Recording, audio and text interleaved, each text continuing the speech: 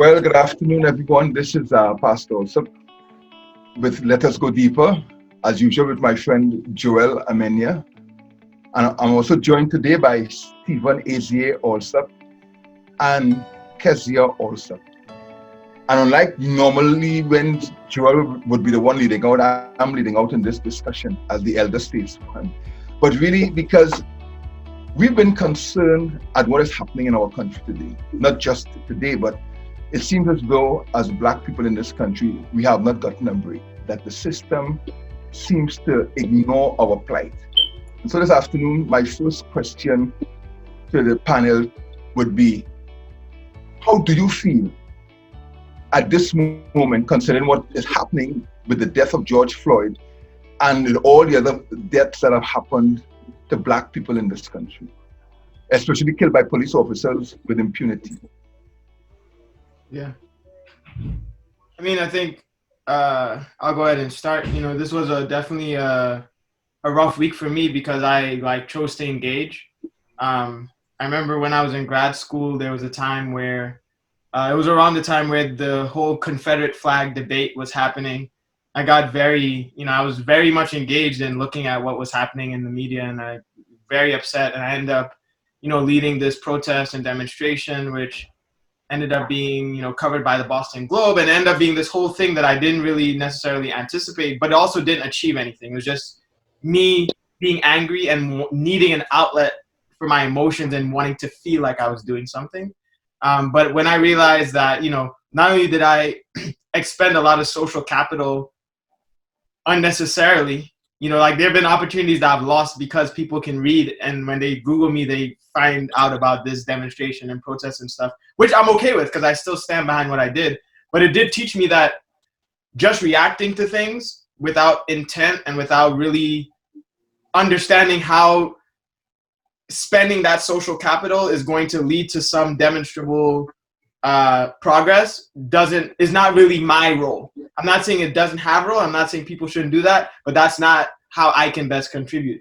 And so moving from there, I stopped really engaging. Like I would see that it was happening, but I wouldn't watch the videos. And I started to feel kind of numb. Like I was, like I'd hear about stuff and it wouldn't really bother me, and I just continue going around my day. And I think that was probably useful for me to be able to navigate the white spaces that I was in successfully in the way that I did. But more recently, I started to say, you know what, I want to feel something. I want to get angry. I want to know that this is stuff I still care about. And so I started engaging. I started watching the videos of Ahmaud Arbery, looking at what was happening with Breonna Taylor, and then again with Greg Floyd. And again, not saying that that's necessarily healthy or not, but it did. I definitely felt that anger, and I felt very negative emotions, and ended up, saying a lot of things in white spaces that, needed to be said. And I'm definitely in a different place now, and I'm happy about that. But yeah, I think there's a lot of anger, and it is traumatizing. And I think that's something that people need to really understand, that this is actually a real trauma, and you can scientifically show the kinds of changes in the brain that happen as a result of trauma related to race, the kind of changes that happen in the body in terms of cortisol and stress. And, we kind of talked about this last night on my psych circle that was sponsored by Love Academy. But I'd love to hear from the other panelists, and we can kind of dig into that more. But definitely, I think very negative emotions. Yeah. You raised so many issues there, Stephen, that we want to come back to visit them. But Kezia, how did you feel? How do you feel about this latest killing? And then Joel, you will share with us your feelings. I feel in a place of kind of a dilemma because, like Azier mentioned, I feel numb to it. And, I'm seeing my peers up in arms and looking for, riots and marches and just very outraged, and I don't feel that. So it's kind of a dilemma, as in I love my people and I don't think that it's right, and I believe that is an injustice, but it's not impacting me in the way that I feel like that it's supposed to impact me. So I feel somehow I might be doing something wrong, because why don't I feel the way that I'm being told I'm supposed to feel? So that's kind of where I am, where I'm at this place where I'm the world is full of injustices. Sin has been going on forever and ever. there's crime, there's violence, like life isn't fair. And this is just another example of life not being fair. And if I continue to just hone in on all the things that aren't fair or that are unjust in life, then I'm just going to be somebody that's consumed with hate toward my fellow man, which I have chosen not to do. So I think with that mindset, I'm like, it's not right, it's not fair, you know, something needs to be done, but at the same time, it's like, what else is new? Joel? Yeah, I mean, in a nutshell, I feel scared. I feel, as Izzy again said, I feel angry as well. I'm just not sure how best to channel all the negative emotions. I mean, I think even as we share this on this Let Us Go Deeper podcast, the whole point is honestly to keep digging into these painful aspects of our experience. And even in this moment, I think this is a very painful experience for the Black community, and it's a moment that is so stressful. And for me personally, I think it's increasingly now I'm getting more, more embedded into the experience of African Americans, because I came into this country not too long ago. I was not born here, I was not raised here, but having lived in this country for the last 8 or so years, and now I have a son who's been born in this country, who's Black. These concerns now are more closer to heart than before.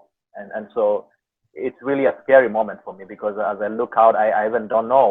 When I look at my son playing, when I look at my son going out, I'm more concerned actually about him than I am about myself for whatever reason. I wonder what the future looks like for him, given that in 2020 we are still experiencing this kind of overt hate and racism, you know, through people we should trust to protect us. So we have 3 emotions being mentioned today: fear, numbness, disengagement, and even anger and engagement. 3 responses to the same phenomenon. For me, belonging to the older generation, there's more of a feeling of not hopelessness or helplessness per se, but it's somewhere in between there, because this hasn't just happened. There have been many movements before. What is the next step? Have we let the next generation down? Did my generation, and like you, Joel, I came to this country as an adult already, but I've been here long enough to be integrated and to belong, so to speak. Did we drop the ball somewhere? So maybe I could ask this question: did we drop the ball somewhere, AZA, in terms of, we think about King, Abernathy, civil rights, the very organized protest that was done that sort of pushed things forward so that we can still enjoy a quality of life that they couldn't? Did we drop the ball? Yes and no. And it seems like a cop-out, but it's not. So did we drop the ball? I would say in some ways, no, because we are where we are, right? And we can't ignore the fact that some progress has been made. They're very legitimate and sort of pragmatic things we can point to. Like, we couldn't vote, now we can vote. We couldn't go to the same schools, now we can go to the same schools. Like, there's very specific things that the generation prior to us accomplished that are impacting us today in a positive way. So I think that was there. And I think what happened is that coming out of the civil rights movement, sort of moving into the 70s and the Black Panther movement, there was a very deliberate movement, counter movement by the government to dismantle all the Black infrastructure that was being built. All the leaders were assassinated. All of the leaders were assassinated, right? All of the organizations were infiltrated by the CIA and the FBI. All of these things are public knowledge. COINTELPRO is public knowledge. All these things are true. FBI and CIA infiltrated all of the major movements and organizations. 1 minute before you continue. Yeah. If someone wanted to get this knowledge, you said it's public knowledge, where would they go to avail themselves of this knowledge? Google COINTELPRO, COINTELPRO. That was the FBI and CIA's major program to dismantle Black leadership and Black organizations. COINTELPRO. Yes. So we have very real, deliberate movements by the government to stifle Black leadership and stifle Black organizations, right?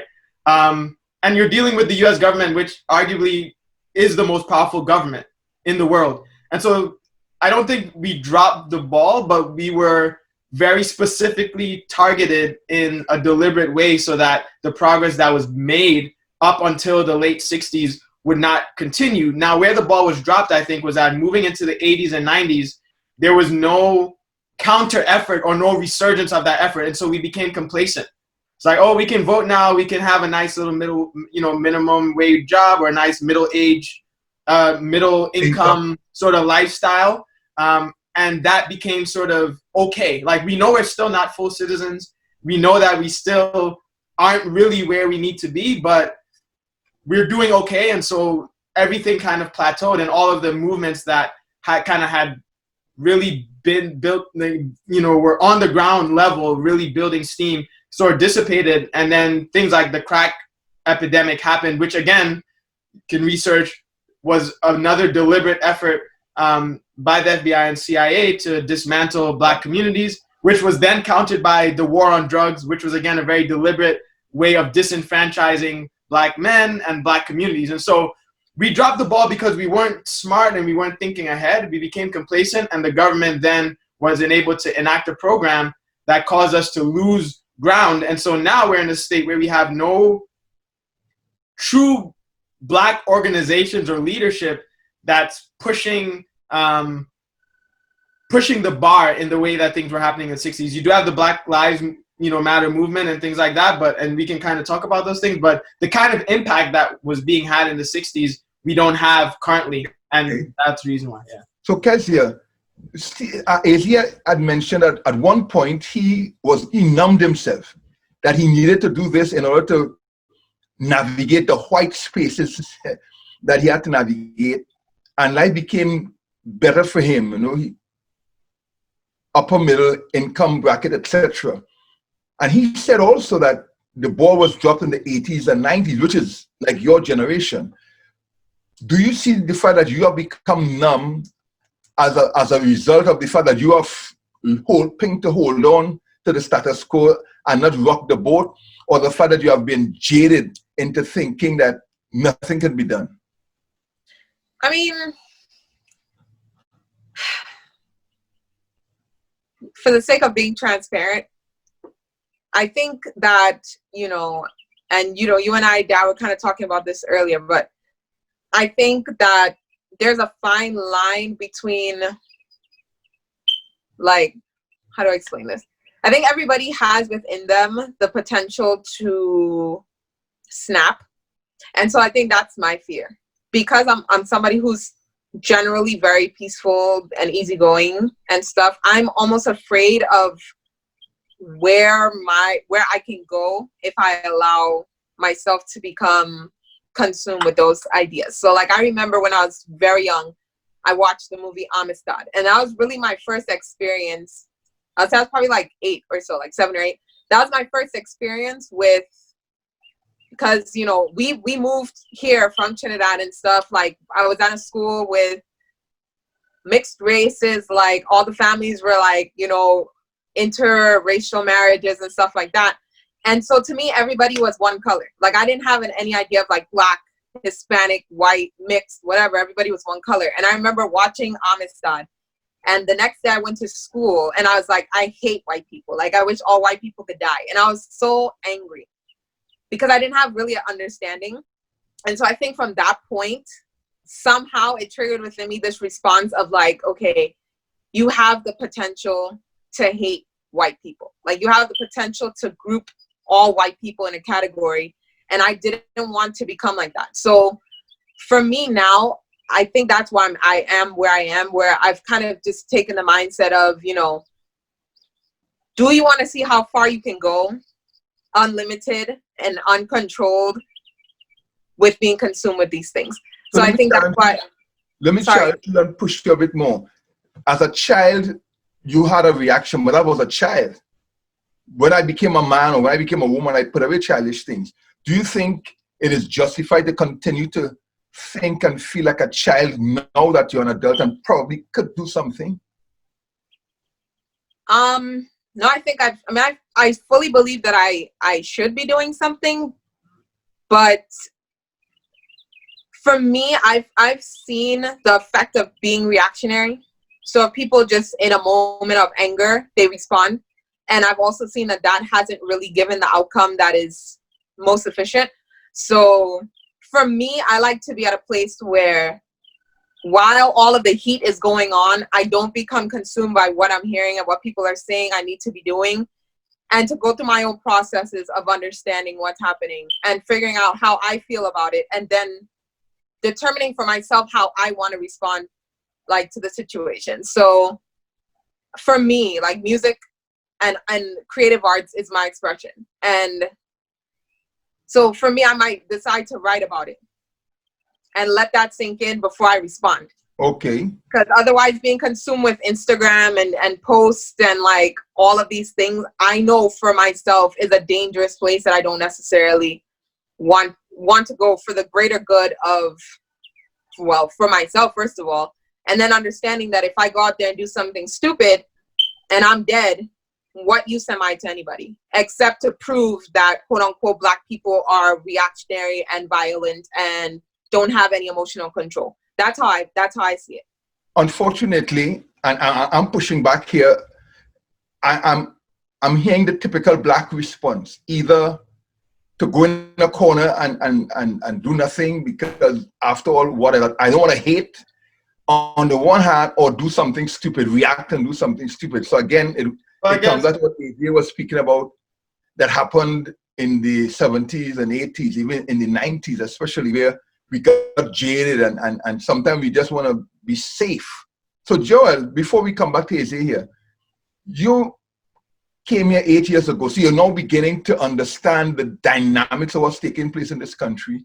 And you said your fear now is for your son, who is born here. Do you feel helpless? Do you feel as someone who has no real stake in this matter because you're not an American citizen per se, that you don't really understand the experience here?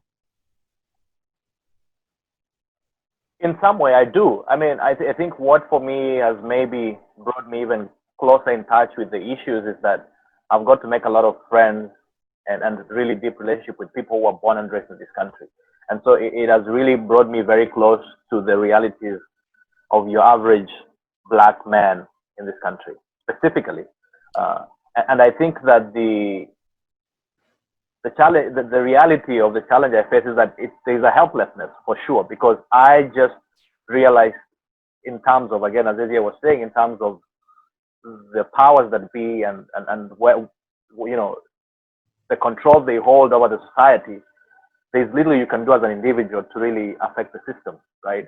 And even organizationally, there are no strong organizations that are really leading a movement to really fight for the positions or the rights of the Black individuals. And even maybe to go even to the question you asked, Ezia, which I thought was great, in terms of dropping the ball, I think what has happened is that also the nature of the problem has changed. Because in the 70s, in the 60s, there was more overt racism. There was more explicit expression of hate. Okay. But now what we have is more implicit issues. People who have adopted kind of outwardly maybe brand themselves as not having any malice or any bias or any racial issues with the Black community, but who, when they get in the system, like the police force or, you know, or the financial system, whatever that may be, how they act and how they handle people of color actually is problematic and is hurtful and it downgrades the value of Black people. So there is an issue of the change of the problem that now I think there has to be a new way of thinking about how do we tackle it, because it's not the same problem that was in the 70s that we experienced. I think that is such a good point. So let me throw this out here. Would I be correct in saying, and this is just to get a foundation, that as foreigners coming into America, there's a mindset of the Black American, the African American, that we don't have or that we are foreign to, that to be born black in America is different than being black that came to America? Oh, I believe that. So much so. You know, and I was saying that even when I was back in Kenya, as I grew up, the media and every other, you know, resource that gave me information about America painted a very poor picture of African Americans. And that's what I adopted in my mind about who they were, their lives, their rights. You could sense that they almost were people who were being treated that way because that's what they deserved. You didn't really understand these other dynamics, that people were actually unfairly being handled within the system. But the media portrayed being one of the powers that really, you know, promoted the idea that, you know, the white people were really just managing the society and the black people were just not following along to be part of it. Stephen, you were born in America, but you grew up in Trinidad. Kezia, you were born in Trinidad, but practically grew up here. Stephen, do you identify as an African American, or do you see yourself like someone on the outside looking in? And that question for Kezia too. Just brief.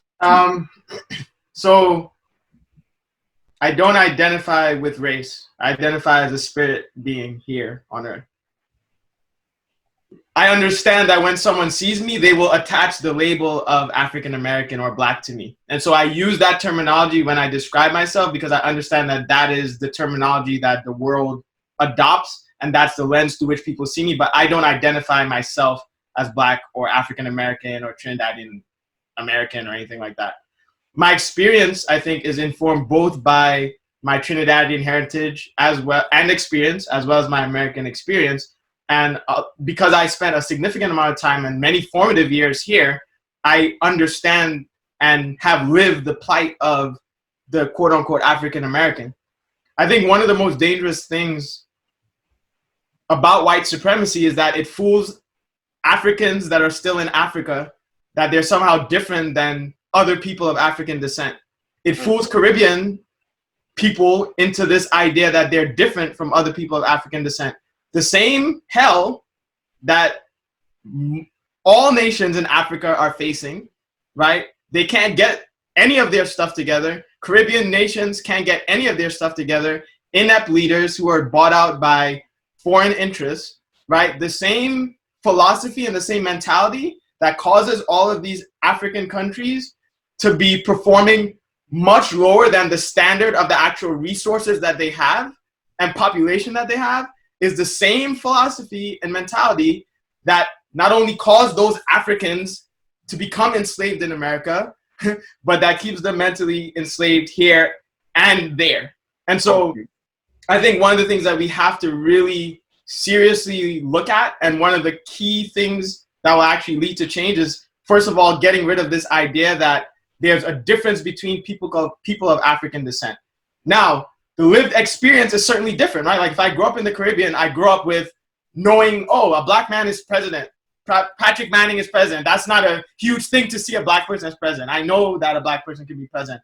My flight attendant, my pilot, everybody's black, right? Same thing. If I'm in Africa, seeing a smart black doctor and none of those things are crazy to me. Right. That's just the norm. So I'm not trivializing that the experiences that we are conditioned under are different, but we need to understand that the underlying philosophy and mentality is the same. And for the oppressive structure, Joel as a Kenyan, you as a Trinidadian is no different than, Jamal, who is an American, and they are all losing because of the same underlying philosophy. Okay. And once we can understand that, we can actually have some kind of unity that can have change. Do you identify with the black experience in America, Kezia? Do you see yourself as an outsider looking in and asking yourself the question, why don't these people get a life, get a grip on things? I mean, that question of why don't these people get a grip on things, definitely, I feel that way. But I don't think it necessarily has anything to do. I do feel like an outsider looking in, but not because of, being born in Trinidad or anything of that nature. I think it's because my experiences with white America have not been tainted, if that makes sense. Like, the people I've interacted with the white people I grew up around,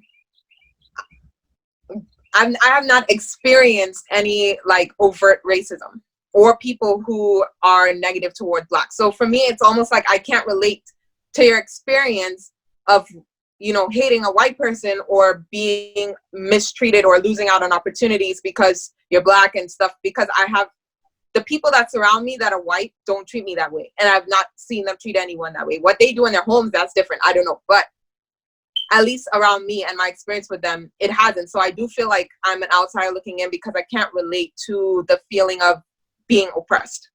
No, You know, that's a good point in terms of that even within the United States, there is also even that class, the sense that, for example, for the people who find themselves in, you know, mainly white communities or who grow up in places that are not as, you know, as exposed to the deep experiences of the Black community, you know, there is a sense that you feel like you're removed from the experience and you may not really appreciate the extent of the pain and the struggle that a black man in a Black community experiences as compared to a Black man in a white community. you know, it took me a number of years to become sensitive or sensitized to the racism and discrimination in this country. I've been very naive. The very first time I encountered racism, it was in Louisiana in 1989. I'd just come to visit, and I was in a Seventh Adventist church actually, and a white pastor was speaking to me and saying some really racist thing, but in my mind, it didn't register. Now, a Black American was with me. He was bristling. I mean, he was bristling, and I can understand why he was reacting the way he was because I really couldn't see it. And over the years, I found that there were many times I would hear African Americans say discrimination, you know, racism, and I'm like, the guy only said this, he only did that, and I couldn't really relate it until, as the years went by, I began to see more and more, understand more and more of it. And I guess what is dangerous about this racism that Joel mentioned earlier is that it is not as overt as in the 50s and 60s when you couldn't sit at a certain counter, you couldn't ride in the front of the bus, you would not be served by a white waiter. And maybe part of the problem today is the sense of equality. People like to say the dream was fulfilled. You know, Martin Luther King's dream has been realized. Do you remember when Obama became president? The sense of euphoria that sort of seemed to pervade the country, especially among Blacks, that finally, equality, finally we have been acknowledged and recognized. And it seems as though after he left office, it became worse. I guess what I'm suggesting is that we have to recognize, as Stephen has been saying to us well, that that is systematic. And I confess, I still can't get myself truly into the mindset of the African American. So, very briefly, could anyone say what would if you had to speak to an African American, someone who has been here for generations, whose grandfather was a sharecropper perhaps, etc., what could you tell him as someone who came from the outside in, understands the situation, but doesn't feel the mental angst, so to speak? What could you tell him to take him out of the sense of hopelessness that seems to pervade our community? I mean, first of all, I think, again, it is incumbent on people that are here from Africa or from the Caribbean to get rid of this idea that they're somehow different when they're here, and that if you don't feel the angst, then you need to do what you can to understand it so that you feel the angst and are motivated. Because again, the issues that are underlying all of this will affect those in the Caribbean and those in Africa just as much as they're affecting African Americans here on a grand scale, and if allowed to kind of go to their logical extreme. And so I would never talk to an African American from a standpoint of I'm an outsider looking in and here's what I can tell you, because I don't think that's even a right platform in which to have the conversation. Maybe I need to clarify what I meant. Yeah, I think so. In this sense, here we are sitting, discussing this situation with a certain rationality, with a certain sense of what's really happening. Yet many times when we hear people respond to, like, let's say George Floyd's killing, there's a sense of anger. Cassie keeps using that word of anger and hatred, of reactionary politics towards it, rather than a sense of studied, this is what is happening. In that sense, then, it seems as though years of living this reality has imprinted itself in a different way than, let's say, from you or me. Would you agree with that? I wouldn't, because like I said, I feel that anger. So I've embedded myself within that cultural experience. And so I do feel that anger. I don't see my anger as being any different. I think the only difference is that, again, my forefathers are coming from Africa through Trinidad. I mean, there were slaves in the Caribbean. Okay, so I think it's the same, except that here, the experience has been different, and the selection of Africans and Caribbeans that come to America are a self-selected pool of individuals. That you don't get that cross-sectional difference when you're here, because you're dealing with everyone, right? If you go to the Caribbean, you'll see many people with the very same attitude as Americans here. The same sort of if you go to Africa, there are many people with the same attitude, which is why Africa is in the state that it's in, which is why the Caribbean is in the state that's in. I guess that's one point that I'm trying to make. I think the overall difference is that our minds have to be fixed. Even the idea that as Black people, we can only be numb or reactionary, and that anger can't be used in a way that's politicized and constructive, is a mentality. We think we're either beasts or we have to be completely numb. That's a complete white supremacist attitude. And so my first thought for myself first, and then for others, is we have to evolve mentally. And actually, that's at the crux of this, is human evolution and human evolution of the mind. Once we can change and fix our minds, which actually, as you know, as people who are Christians, that's the core of Jesus' philosophy, is a complete renewal and shifting of our mindsets.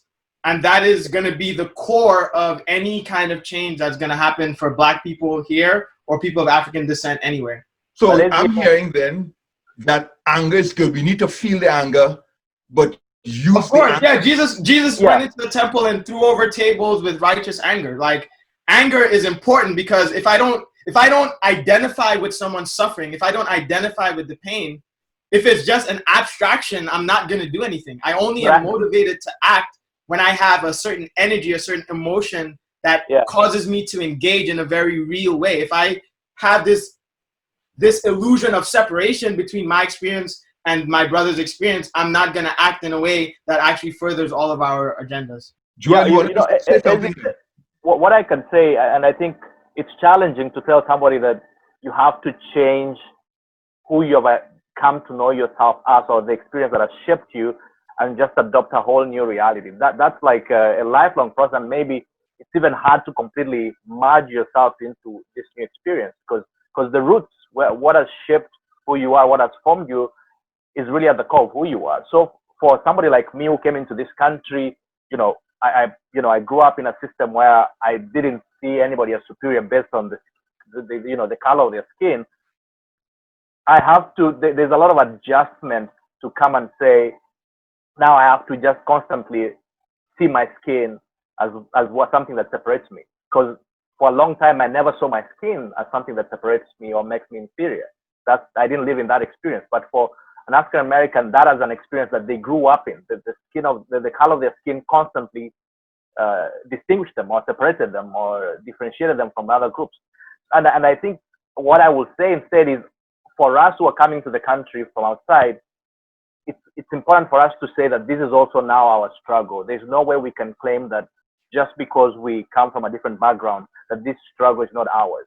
The moment we get into this place, we have to embrace it and say, we are now brothers together with our brothers, because the very reason they are being undermined and being discriminated on is because they share something we have, the skin color.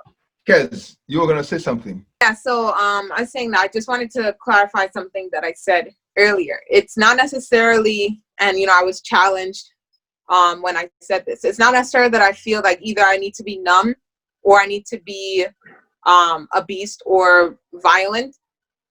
One more I was saying is that for me, I process things differently. So I don't want to be angry because somebody tells me that I need to be angry. I need to understand first, one, what do I even feel? Like, am I feeling anger? Am I feeling disappointment? Am I feeling fear? Like, what exactly am I feeling? And then what do I want to do about that feeling? Because if I act out of a feeling that I'm not even sure about yet, that's going to be a dangerous situation, at least for me. So I think that was the clarification of what I was saying. And I think that,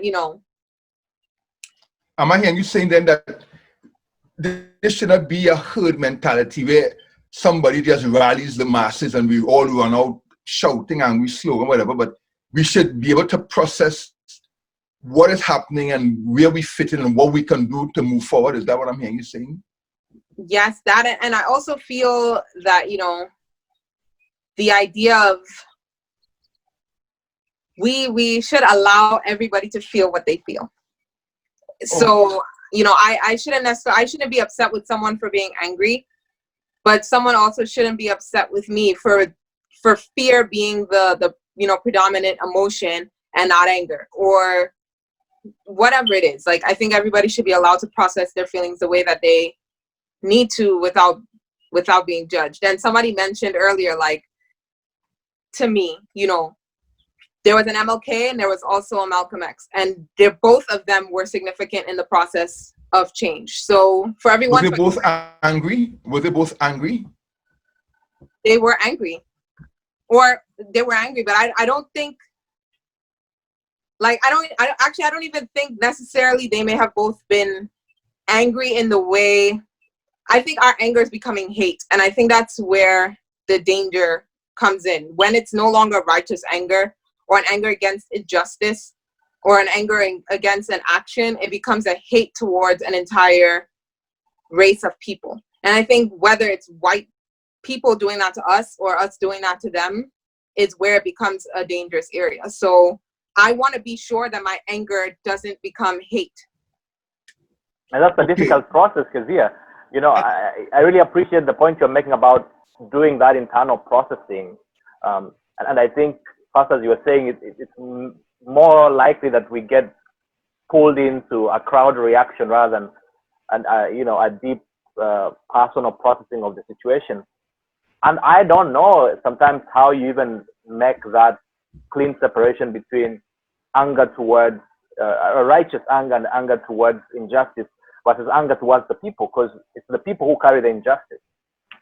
Because I think we are seeing anger in the negative sense of the word, that outburst of negative, vindictive emotion that causes me to act uncontrollably. But the anger that Jesus experienced in the temple, that pushed him to overthrow the tables, etc., that moved the prophets of old to speak against the injustices of the time, that moved Malcolm X or even MLK. That's what we're talking about. Anger is an emotion that's given to us to protect ourselves from abuse. Anger says, I don't hate you, but I love myself enough not to allow you to perpetuate your dehumanizing behavior towards me, for you to abuse me.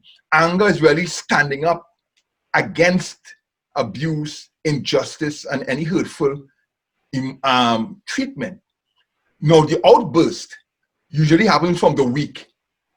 When I feel helpless and hopeless, you just lash out. It reminds me when I was growing up, sometimes a bully would be hitting you, but you're really afraid of the bully because you know he's bigger, he's stronger.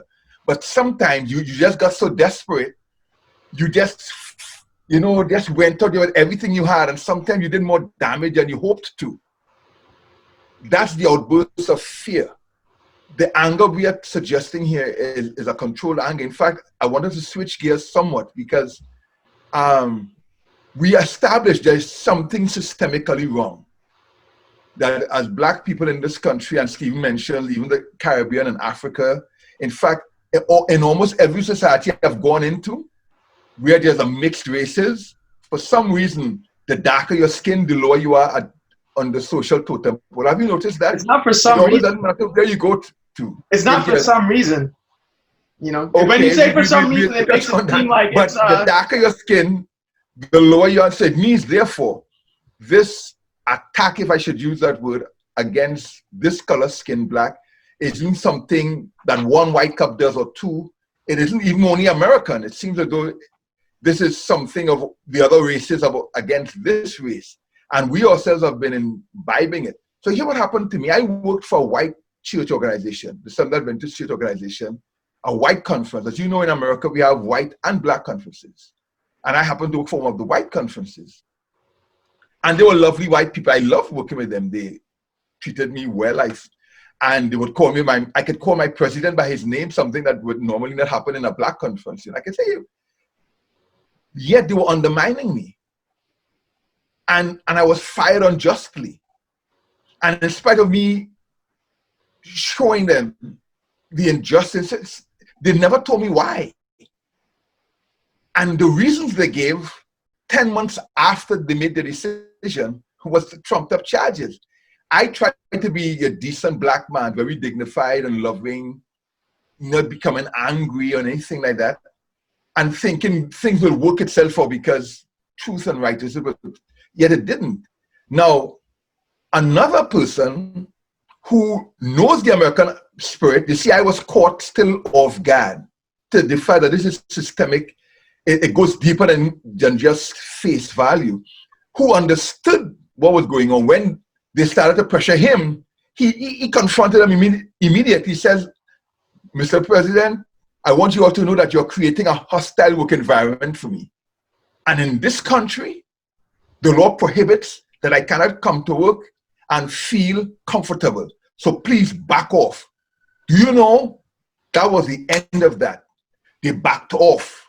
I didn't do that because I still felt they love you, they care, they're still talking nice to you and praying with you. So the racism that we're dealing with now, Joel, you said it so beautifully, is subtle. It has changed from the overt racism. So we need to be conscious of it and work against it in a more knowledgeable manner. So let me ask this question before we go into what we can do. What have we been doing wrong that somehow the powers that be are not listening? There was protests when Michael Brown was shot. I think it's Tony Gray was his name, who in Baltimore was shot. Norbert Arbery, George Floyd protests, noise here, Trayvon Martin. The names are endless, but nothing changes. What are we doing wrong? Even though we are protesting Black Lives Matters, etc. Well, I guess I'll start. I think one thing I can think of, and this word keeps coming out of my mouth because I think it's so important, it's like being reactionary.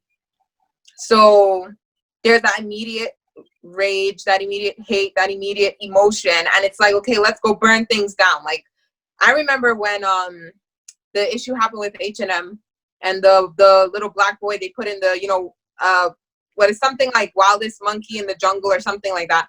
And, there was this rage against H&M, like, that is so racist, like, how dare you? And of course, the reaction amongst majority of black people were boycott H&M. Like, we're not shopping at H&M. People went into H&M stores and started vandalizing them and everything. H&M apologized. The next week they had a sale that was very attractive. And who was at the mall? Black people in H&M shopping. And so it's like, the minute that immediate emotion dies down, Instagram goes quiet, Twitter goes quiet. People go back to their normal way of life until the next thing happens, and then it's anger again. So it's almost like it's a dog who's barking a lot but actually doesn't have a real bite. Like, just a little chihuahua just, barking, but then when it comes down to it, it's just bark. That's all. And okay. Anyone else? What have we been doing wrong in spite of all the protests? We have to appreciate the complexity of the problem. I think even as we say that maybe the efforts have not been as impactful and as effective as we could have hoped, the problem is a lot more complex and a lot more entrenched. And I think being that, even the power dynamic in the society, tilts towards the white majority, it's harder for, a disempowered people to really change a system where they're just subjects. They're not dominant even in those terms. So I think there's definitely a sense that we have to have more strategy, we have to have more tact, we have to have more clarity on what's being done and its effectiveness, even just with the example that AZA gave at the beginning, from his past experience and where he is now, just comparing those two and just realizing I need to really use my social capital in a way that is effective. I think for me, it just comes down to how do we better organize ourselves, because it's very easy to only react when there's a bad situation. But even in those seasons when nothing is happening, are we working to build systems so that, because we almost can now be guaranteed that something is going to go wrong at some point, we just need to be ready for it. How do we prepare so that, as Kezia has been saying, we are not reactionary, that we are ahead of problem and knowing that this problem is coming? How do we organize our community? How do we come around? How do we get the people to really work together to surround ourselves and build sort of a wall of protection against some of these evils? So I'm hearing that our work has been reactionary, sporadic, knee-jerk almost, and that has not really been enough to impact the system or push the needle forward. That's what I've been hearing so far and what we are doing wrong. Any thought on that, Asia, on what have we been doing wrong? You mentioned an early protest of yours that didn't quite work out the way you... I don't think that's wrong. Like, I don't think there's anything wrong with being reactionary. So I encourage people who feel anger and want to burn down Target to go burn down Target. Like, I don't have any issues with that. And if you look at any social revolution, people burned down things, they protested, that's a part of the process. So we need those people. Like, not everyone is going to be, coming up with these super strategic long-term, like, white supremacy is a very well-entrenched, thought-out, philosophical ideal that was backed up by science and religion and is entrenched globally, right? And it's very, very strategic. And so, but not all white people are part of the strategic plan. Mm-hmm. In fact, most white people are not. They're just living through the benefits of it, right? And so I don't expect all black people to be super strategic, and no, like, there's a role for reactionism and to burn things down when things happen. Like, I'm okay with that. Now, that has to be coupled with some long-term dedicated effort. If you look at, again, any social movement, once people are actually decided, so we haven't even gotten to the point where we're actually united and decided, but once a populace gets to that point, you can have very, very fundamental social change in anywhere from 1 year to like 7 years on average. If you look at previous revolutionary movements, right? There's a 4 or 5 year, that's one election cycle. The country could look completely different in one election cycle. We're trying to win a game playing by rules that we didn't create, right? And so we're trying to win this game that has already a set of entrenched rules, and we're trying to play by those rules and still win the game when the game is designed for us to lose. Give us briefly a hint of what you mean that we are playing by one set of rules and the another set of rules. What rules are you talking about? I'll give one example that people will not like. A lot of people will not like. We have been able to vote since 1965. So we've been voting for almost 50 years, right? And if you look at the history, every 8 to 16 years, there's a new resurgence of a new form of attack against Black people, right? Now, that's been going on since civil rights, but since the end of the Civil War, where there's like a new reiteration of like, how do we suppress and oppress Black people? But once you get to 1965, you can make the argument, okay, we have our full citizens' rights to vote. So now let's go to the polls and let's vote, and things will be different. And all you see is Democrat, Democrat, Republican, Republican, Republican, Democrat, Democrat, Democrat, Republican, Republican, Democrat, Republican. It's a game. And so we can play by this rule and vote. And I encourage people who are within that game to vote, lobby, do all those things. And there's value in that. But understand that like the kinds of fundamental social change that we're seeking, the kind of actual change that would be necessary for Black people to overcome this now new form of, let's say, implicit racism, although something like Floyd is not implicit. Breonna Taylor is not implicit. No, it isn't. Ahmaud Arbery is not implicit. So we also have to like be very clear that like what we're witnessing is not implicit at all, right? But I think we have to very much come to a place as a people where we are willing to actually do what fundamental social change takes. And we haven't arrived at that place yet because we still are battling our own trauma. We're still battling our identities. We still don't know who we are. We still haven't come together as a community. We still view Africans, Caribbeans, and Americans as fundamentally different. So all of these things, which again have to do essentially with how we think and what our belief structures are, that has to be addressed first. Because once that's addressed, then we will actually be willing to do what's necessary to achieve social change. So then what seems to be happening, I'm hearing, is that we have been using only one form of protest when it needs to be multi-pronged. As you mentioned, ACA, in your younger years, you know, you did this protest and you talked about social capital, that you used up social capital, that you realized I need the social capital for what I need to do, and I didn't need to burn it up there necessarily.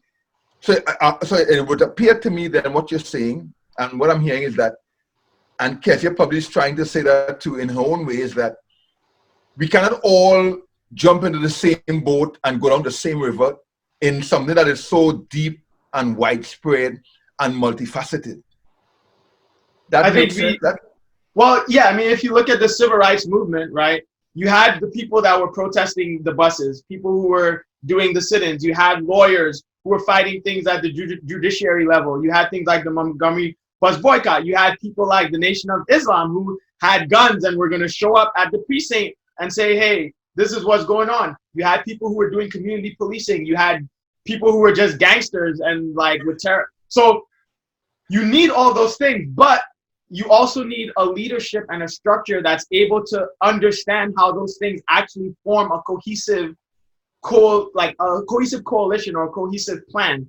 And again, this is not something that Black people are incapable of doing. The Black Panthers were doing this before the government decided that they needed to be destroyed. Martin Luther King was about to do this. Malcolm X had begun to unite this coalition of Africans and Black Americans and Caribbeans before he was assassinated. So again, we have to be very strategic and careful and understand that like when we do become organized, right? So it's not that we haven't been organized, we have. When we do become organized and when we do decide to do something, we will then be targeted. The leaders who you need charismatic leaders, they will be targeted for death. Right? People will have to die. People will have to expend social capital. I'm prepared to do that. But again, all those things have to be a part of a plan that's actually cohesive. And I think as a people, generally speaking, many have not gotten to that place yet where they're actually willing to expend the social capital, actually willing to die, right? And actually to make the kind of sacrifices. The Montgomery bus boycott happened for over a year. I was about to mention that, so continue. Right? Over a year of people making very pragmatic sacrifices literally every single day. The Haitian Revolution took 5 years of fighting every day, real fighting, real people dying, right? And so if we want to talk about, I mean, Malcolm X said this all the time. He said, you all talk about revolution, but you don't really know what revolution costs. If you did, you wouldn't use that word, right? And that is why Haiti is still a marked country today, you know. After a beautiful beginning, again, you destroy it from the inside out, and Haiti is the place where it is today. Now, as we come winding this down, because this is a topic that really lends itself for many such discussions. Hear what Martin Luther King said. I'm sure you probably heard this quote before. Let me say, as I've always said, and will always continue to say, that riots are socially destructive and self-defeating. But in the final analysis, a riot is the language of the unheard. And what is it that America has failed to hear? It has failed to hear that the plight of the Negro poor has worsened over the last few years. It has failed to hear that the promises of freedom and justice have not been met. And it has failed to hear that large segments of white society are more concerned about tranquility and the status quo than about justice, equality, and humanity. And so, in a real sense, our nation's summers of riots are caused by our nation's winters of delay. And as long as America postpones justice, we stand in the position of having these recurrences of violence and riots over and over again. So the protests, the anger, the outburst are like the pains you feel if something is wrong in your body, the fever that you experience, that drives you to the doctor, that drives you to take some action.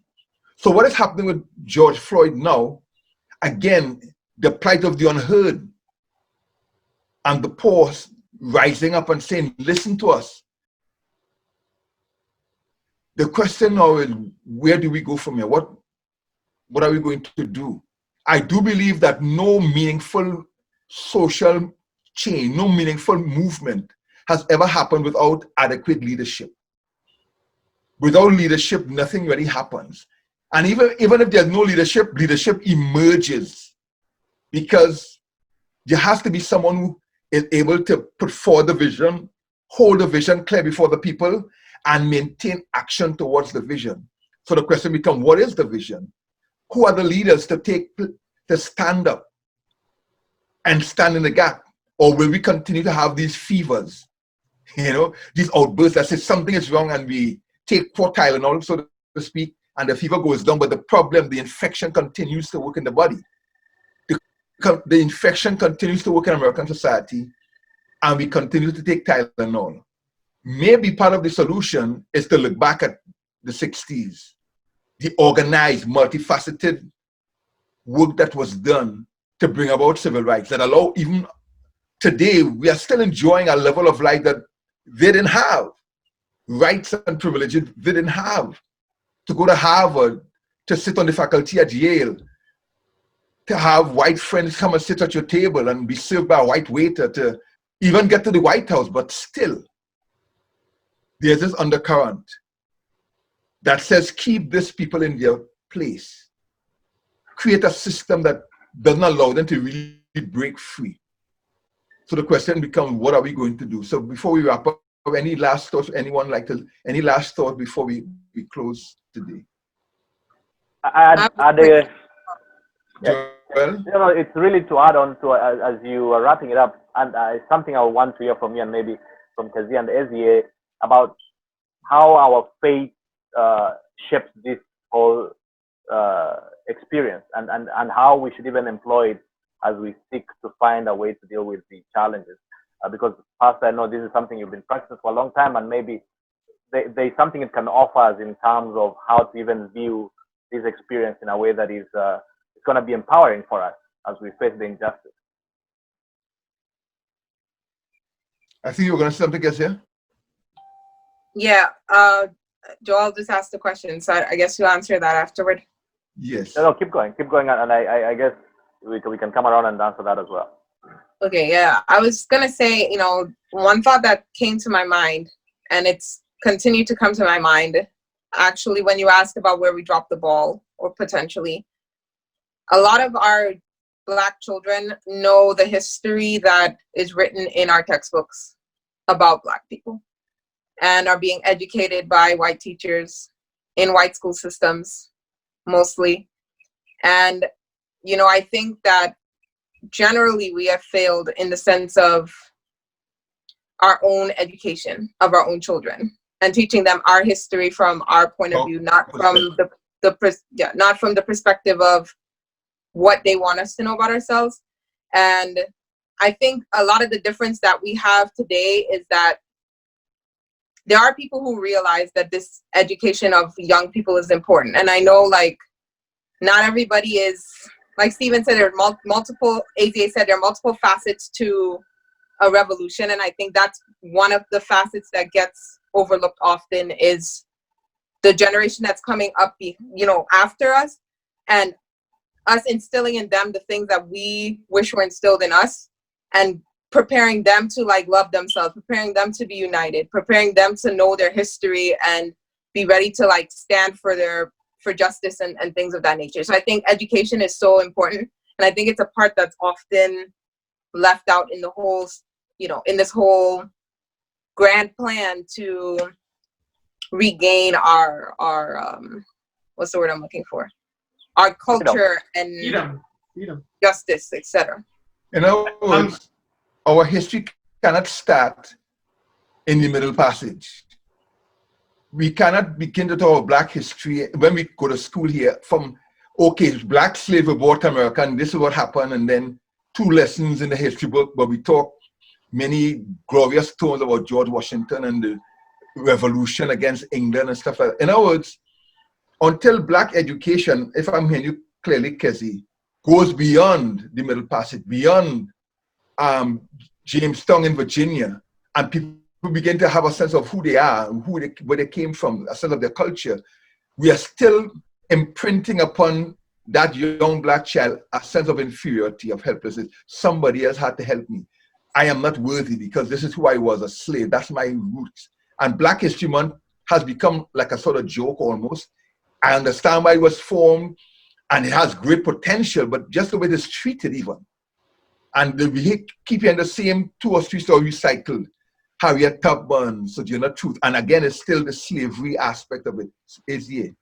Yeah, no, I think the fact that Kezia, as an educator, brought that up is such an important point. My children are homeschooled.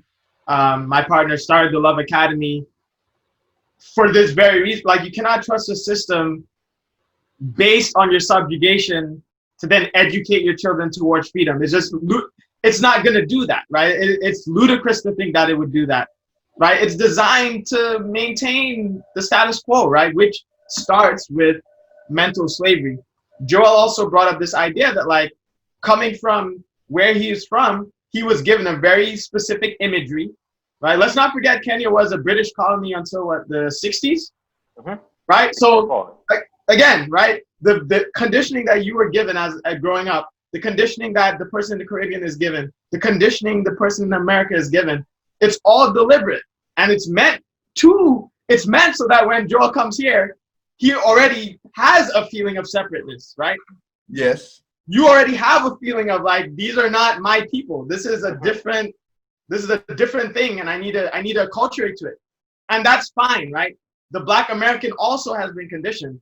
And so the first step is education of the children in the right way, teaching them the truth about their history and of themselves. And for the adults, it's deconditioning, right? Unlearning all of the things that you have been taught at very subconscious levels, because a lot of this is operating at the subconscious level, and unlearning all of those things so that you're then free to actually chart a course forward. And so again, for me, as someone who, is in psychiatry, who's a neuroscientist, it all starts with the mind.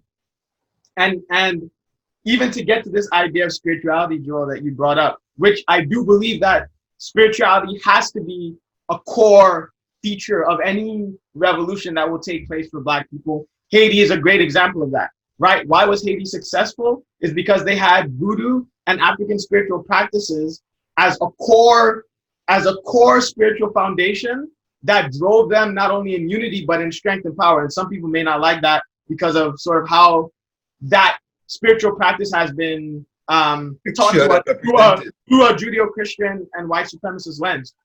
And I'm not saying that those have to be the practices, but I think just the fact that the Seventh-day Adventist Church has a Black conference and a white conference says something very fundamental about that not being the spiritual solution for Black people, to me, right? When you have a denomination that is inherently showing that's white supremacist, there's been nothing from the General Conference that's I think it's the North, whatever the Black, the Black Conference has said something, but the General Conference, as far as I know, still hasn't said anything on any of these matters, right? So I think that spirituality is going to be a key, but again, our access to spiritual truth is also incumbent on our mind, right? If the mind cannot function in a certain way. There's certain spiritual truth and certain spiritual experiences that cannot be grasped. And until those can be grasped, we can't get to the place where I can see my brother as myself, where I can have the kind of love that causes me to be self-sacrificial for the greater good, self-sacrificial for the people that I don't even know yet, people that haven't even come into existence yet. But fundamentally, humans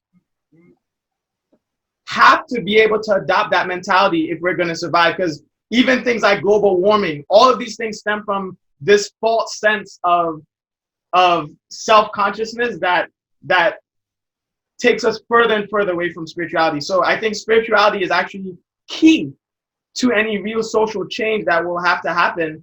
But even that spirituality will not be attainable if we aren't able to have the right mentality to grasp it. I hear you. So now, as we bring this to a conclusion, the problem is real. I don't think there's anyone who's listening to this who doesn't realize the problem is real. The discrimination, the racism, the deliberate attempt to keep the black person down.